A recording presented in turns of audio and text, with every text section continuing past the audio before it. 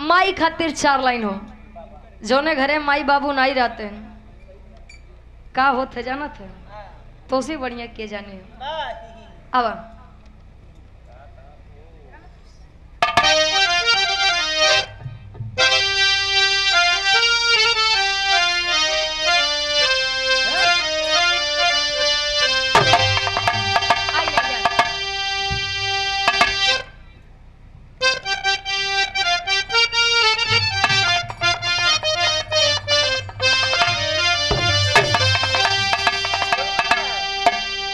कभी का भाव है 4 लाइन ये गुरुजी अपने कलम के माध्यम से बतावत है। कमन गुरुजी हो? आकाश चंचल जी हो। कहे माया मोह के नगरी बा आया है सो जाएगा राजा रंग फकीर। अरे कोई विमान पे चढ़ चला कोई बंधा जात जंजीर। एक काका यार जे आए वो का जाई के बाद चाहे 4 दिन आगे चाहिए 4 दिन लाइन अशोक चाचा हमार बात सुने फुफक बात बाद में सुने। मोबाइलिया तो हाल लगवाई रहे कहा थे लाइन में सब केहू लगा है। अब केकर नंबर कब आई जाए कुछ यता पता है नहीं बा। कब बिगुल बजे के क्यों नहीं जानत भाई क्या? केहू नहीं जानत। बिगुल कभी का भाव है कैसे बिगुल बाजे हो।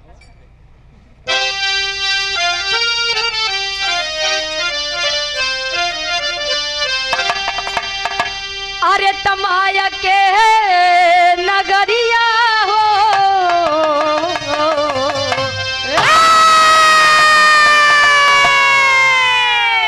अरे माया के नगरिया हो गुजरिया जईबू छोड़ के माया के नगरिया हो गुजरिया जईबू छोड़ के माया के नगरिया हो गुजरिया जईबू छोड़ क्या गुजरिया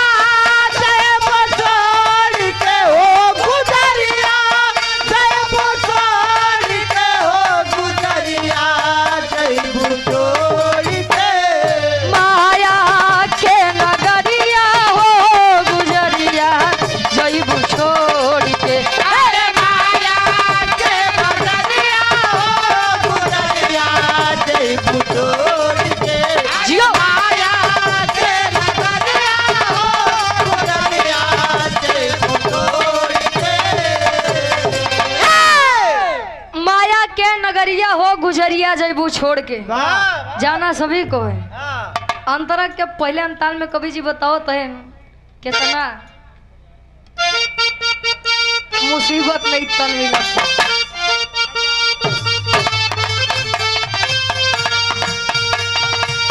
लाख 84 भटकी भटकी के मानो मिला बतनवा हो मानो मिला बतनवा ये दादा मानो मिला बतनवा हो मानो मिला बतनवा ये सोच भैया मानो मिला बतनवा हो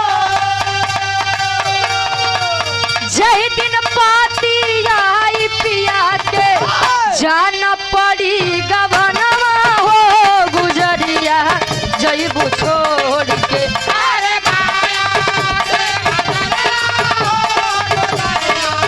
क्या बात गुजरिया जईबू छोड़ के हो गुजरिया जईबू छोड़ के हो गुजरिया जईबू छोड़ के माया के नगरिया हो गुजरिया जईबू छोड़ के अरे माया के नगरिया हो गुजरिया जईबू छोड़ के अरे माया के नगरिया हो गुजरिया जईबू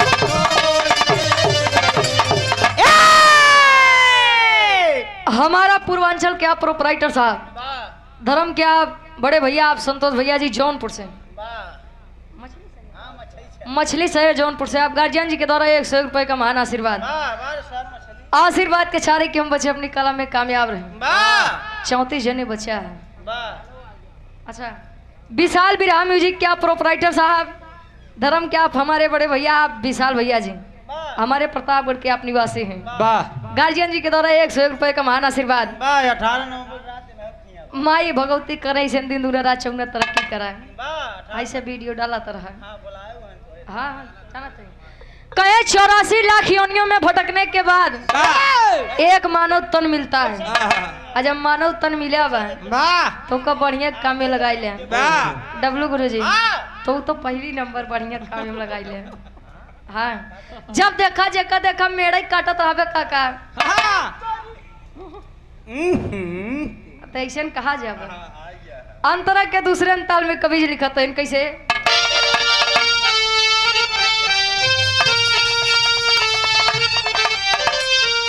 अरे माया मोह में फंस के गोरिया खोई दी हुई मनवा हो, खोई दे होई मनवा सुधीर गोरिया, खोई दे होई मनवा हो, खोई दे होई मनवा हो गोरिया, खोई दे होई मनवा हो। बड़े भाग मानुष तन मिला आयु यही जगहिया हो गुजरिया जईबू छोड़ के। माया के नगरिया हो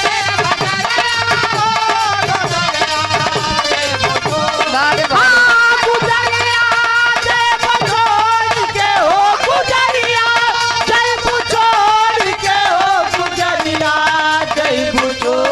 के। अरे माया के नगरिया हो गुजरिया जईबू छोड़ के। अरे माया के नगरिया हो गुजरिया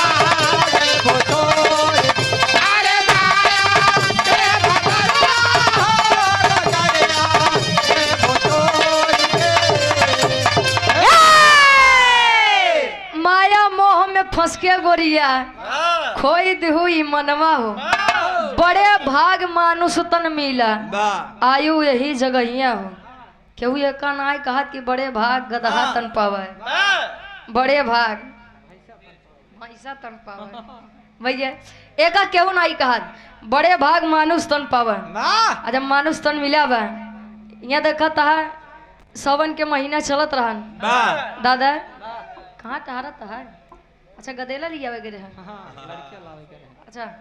और आप मुरारी लाल जी दिल्ली की अरे स्वर्ग की राह ढूंढने वालों दुआएं ले लो माँ बाप की, क्योंकि माँ बाप के चरणों में चारों धाम मिलते हैं। माई बाबू के अगर सेवा कैले बा तो 4 धाम जाए के जरूरत नहीं। वो लोग जल्दी तो बदुआ देते नहीं, लेकिन अगर दे दे तो जान लग कतो के न रह। आगे कवि जी बताओ तो इन कैसे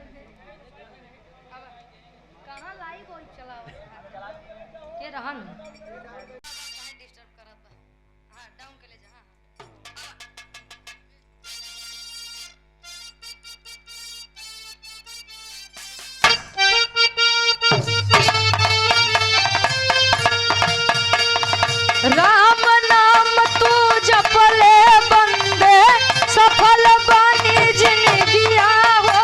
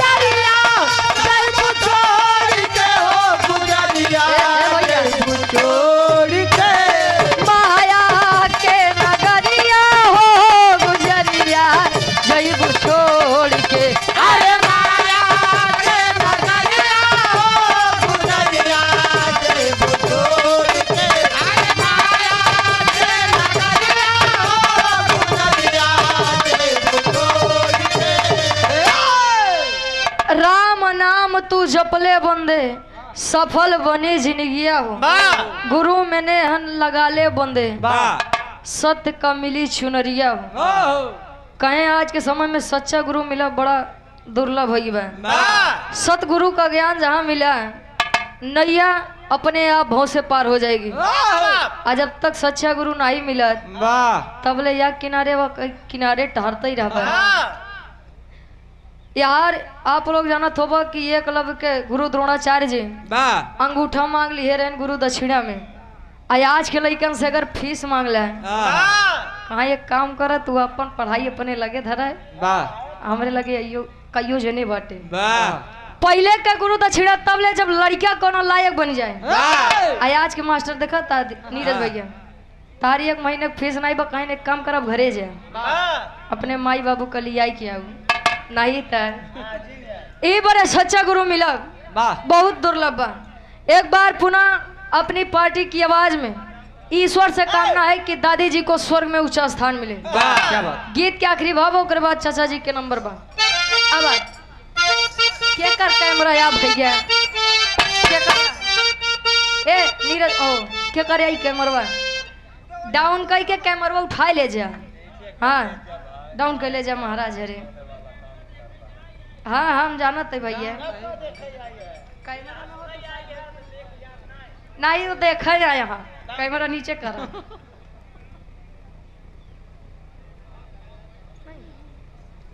अच्छा अब अबे दिक्कत हो भैया दिखाता ही हमने ठीक ठीक।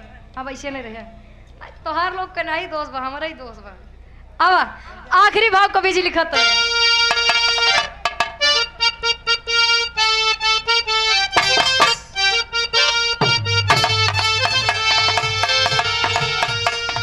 गुरु बिहारी गुरु करे सजी स्वर की राह तकाए हो।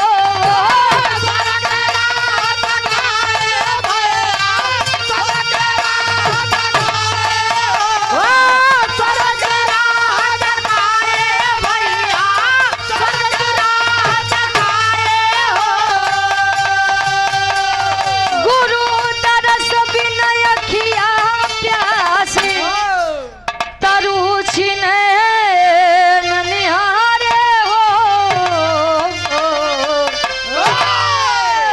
अरे तरु छिने निहारे हो गुजरिया जईबू छोड़ के